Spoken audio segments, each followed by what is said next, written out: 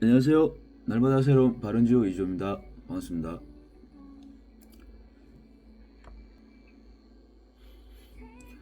이제 우리가 상가 매매 시 사업포괄 양수도 계약이라는 걸 하는데요. 상가 분양 계약이나 매매 계약 거래 시 부가가치세 같은 부분은 상당히 이제 부담이 되는 부분이죠.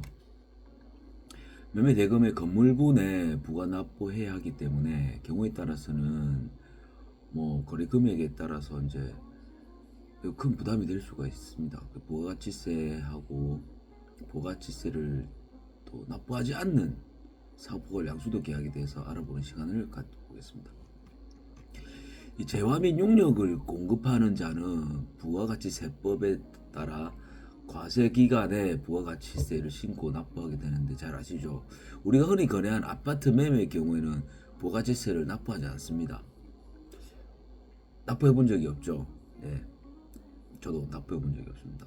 엄밀히 말하자면 아파트 등과 같은 공동주택의 경우 국민주택 규모 전용 85제곱미터 이하인 경우에 부가가치세를 면제해주고 있습니다. 대형 평수의 아파트 등은 분양 가격에 건물분에 대한 부가가치세가 포함이 되어 있을 뿐입니다. 다들 아시듯이 이제 상가 건물 부가가치세, 토지 등 기타 부동산은 다음 시간에 이제 다루기로 하고 오늘 상가 부분에 대해서 알아보겠습니다.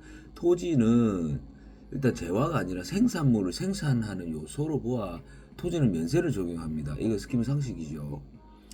토지는 재화와 같이 상품이나 제품 서비스를 새롭게 만들 수 있는 만들거나 이렇게 제공할 수 없는 부증성의 특성을 가지고 있습니다. 우리 이제 공부할 때 많이 배웠죠. 토지의 부증성. 생산이 안 된다는 거죠. 토지는. 상가는 토지와 건물로 구성이 되어 있죠. 토지 위에 상가 건물. 매매 계약 거래 시에 토지분은 이제 앞에 말씀드린 것처럼 면세고 건물분에 대해서는 과세를 합니다. 즉 분양자나 매도인은 수분양자 및 매수인에게 건물분 부가가치세 10%를 받아서 신고 및 납부를 하는 것입니다. 또한 상가를 임대할 경우에 임대료에 대해서도 부가가치세 과세가 되죠. 이건 다들 이제 아시다시피 이 상가주택의 경우 토지분은 면세고 건물은 주택분과 사업용 면적을 구분하여 사업용 면적분에 대해서만 과세를 하는 것이 원칙입니다. 그죠?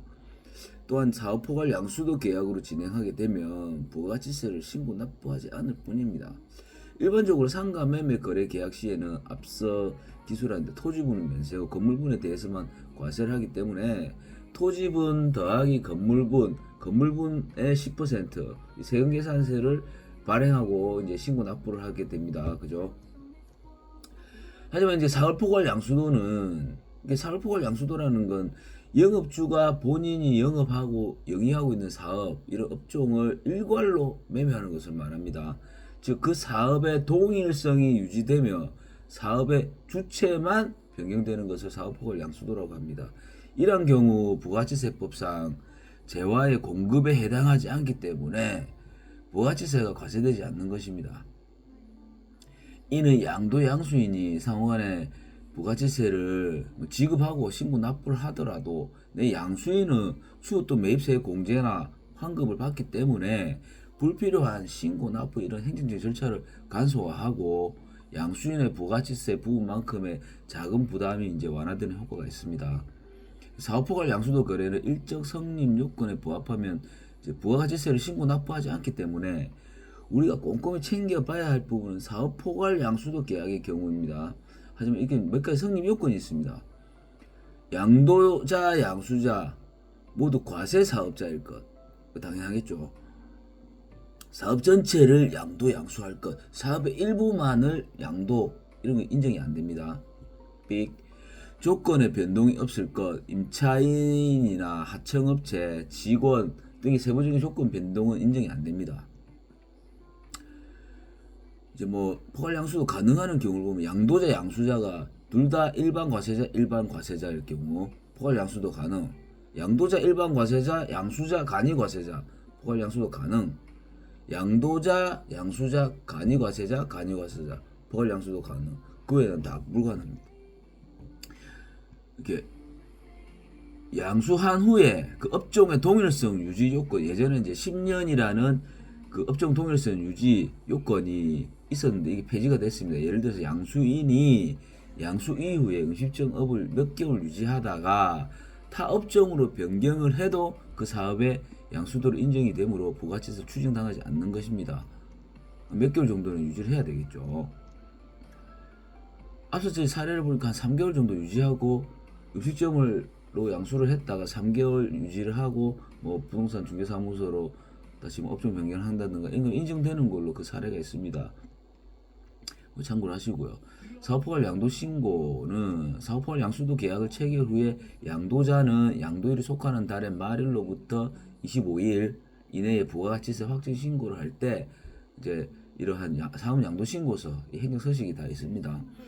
지금 신고서를 이제 작성 제출해야 되는데 사업 양도 계획 이제 사업 양도 계약서는 별도로 작성하지 않고 매매 계약서 상에 특약 사항으로 기재를 하여도 인정이 된다고 합니다.